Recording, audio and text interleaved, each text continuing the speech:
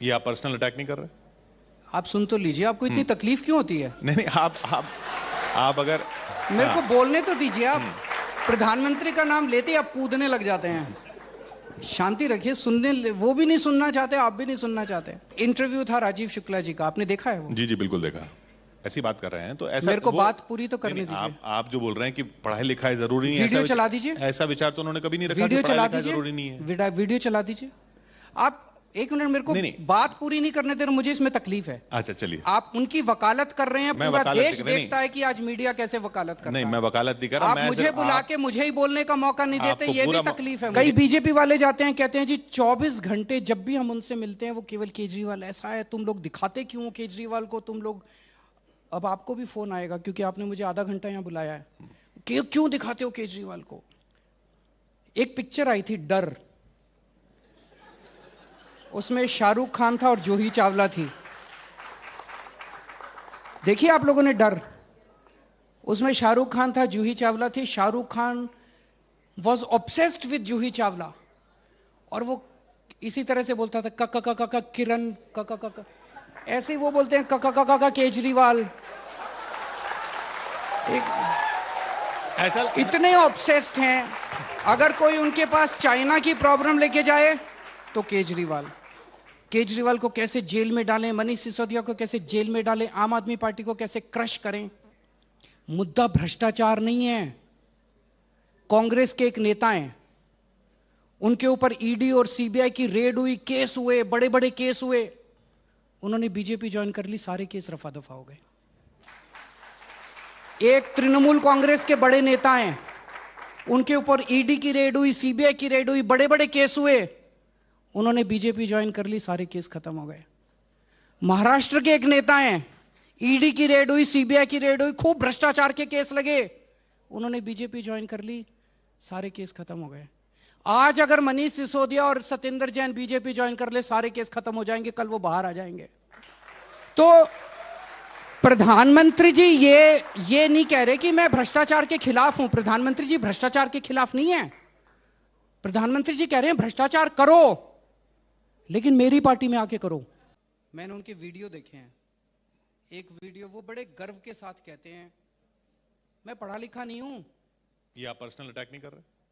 आप सुन तो लीजिए, आपको इतनी तकलीफ क्यों होती है? नहीं नहीं, आप अगर मेरे को बोलने तो दीजिए। आप प्रधानमंत्री का नाम लेते ही आप कूदने लग जाते हैं।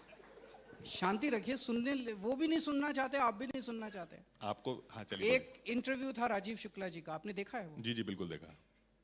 उसमें वो कहते हैं कि मैं हाई स्कूल से आगे नहीं गया।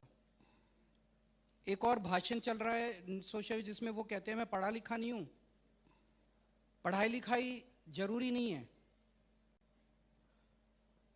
अगर किसी देश का प्रधानमंत्री ये विचार रखता है कि पढ़ाई लिखाई विकास के लिए जरूरी नहीं है, वो देश कैसे तरक्की कर सकता है? ऐसा विचार उन्होंने रखा नहीं। सुन लीजिए। नहीं, ऐसा विचार नहीं। देखिए अगर आप ऐसी बात कर रहे हैं तो ऐसा मेरे को बात पूरी तो करने दीजिए। आप जो बोल रहे हैं कि पढ़ाई लिखाई जरूरी नहीं है, वीडियो चला दीजिए। ऐसा विचार तो उन्होंने कभी नहीं रखा। वीडियो चला दीजिए, जरूरी नहीं है। वीडियो चला दीजिए।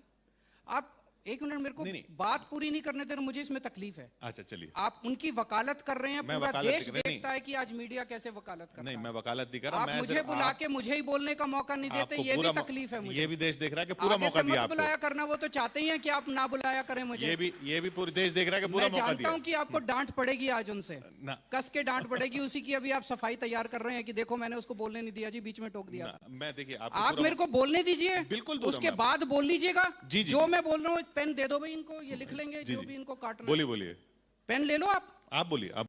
आप मेरे को बीच में, आप जब पूछ रहे थे मैंने काटा आपको? नहीं, लेकिन तो आप मेरा इंटरव्यू ले रहे हो। आप बोलिए। मेरा इंटरव्यू ले रहे हो तो मेरे को बोलने दोगे कि नहीं बोलने दोगे? मैं आपको पूरा, अगर आपने मेरे को बुलाया है जी, तो आप मेरे को बुलाया है तो मेरे को बोलने तो दो। मेरा फ्लो क्यों तोड़ रहे हो? अच्छा चलिए, आप लिख लीजिए, मेरे को बाद में बोल दीजिएगा कि अरविंद जी आपने ये जो बोला ये ठीक नहीं था। ठीक है चलिए। आप बीच में इस तरह से आर्ग्यू कर रहे हैं, ये आपका, चलिए बोलिए। ये दिखाता है कि कहीं ना कहीं दिल में कमजोरी है। अच्छा चलिए, आप इल्जाम लगाइए। तो अगर देश के प्रधानमंत्री पढ़े लिखे होते तो वो शिक्षा का महत्व समझते। मनीष सिसोदिया जैसा शख्स 75 साल बाद, आज़ादी के 75 साल बाद इस देश में ऐसा शख्स आया जिसने देश के सरकारी स्कूलों का कायाकल्प कर दिया। कोई नहीं कर पाया। मैं ये नहीं कहना चाहता, किसी की इंटेंशन पे दोष नहीं उठाना चाहता। पहले जितनी पार्टियां थी, हो सकता है करना चाहती हूँ, कर नहीं पाई हूँ। पहली बार एक ऐसा शख्स आया जिसने देश के करोड़ों, दिल्ली में करके दिखाया, जिसने पूरे देश के करोड़ों गरीबों को उम्मीद दी कि उनके बच्चों को भी अच्छी शिक्षा मिल सकती है। नहीं तो अच्छी शिक्षा का मतलब था पैसे हैं तो डीपीएस में भेजो, फलाने में भेजो, फलाने में भेजो, पैसे नहीं है तो सरकारी स्कूल में भेजो। ऐसे शख्स को उन्होंने पकड़ के जेल में डाल दिया। कोई भी पढ़ा लिखा प्रधानमंत्री मनीष सिसोदिया जैसे शख्स को जेल में नहीं डाल सकता। अगर, बेचैन मत होइए, मुझे बोलने दीजिए। अगर प्रधानमंत्री जी पढ़े लिखे होते, अगर कम पढ़े लिखे प्रधानमंत्री हो, तो कोई भी ऐरा गैरा आके कह देगा कि प्रधानमंत्री जी नोटबंदी कर दो, इससे भ्रष्टाचार खत्म हो जाएगा। अब अगर पढ़ा लिखा प्रधानमंत्री होगा, उसको अर्थशास्त्र की जानकारी होगी, उसको साइंस की जानकारी होगी, टेक्नोलॉजी की जानकारी होगी। उन्होंने कर दिया नोटबंदी, भ्रष्टाचार खत्म हुआ? नहीं हुआ। कोई भी आके कह देगा जी नोटबंदी कर दो, आतंकवाद खत्म हो जाएगा, आतंकवाद खत्म हुआ? नहीं हुआ।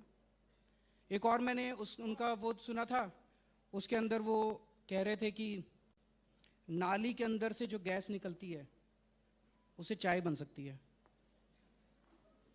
अब इससे देश की इज्जत आगे नहीं बढ़ती।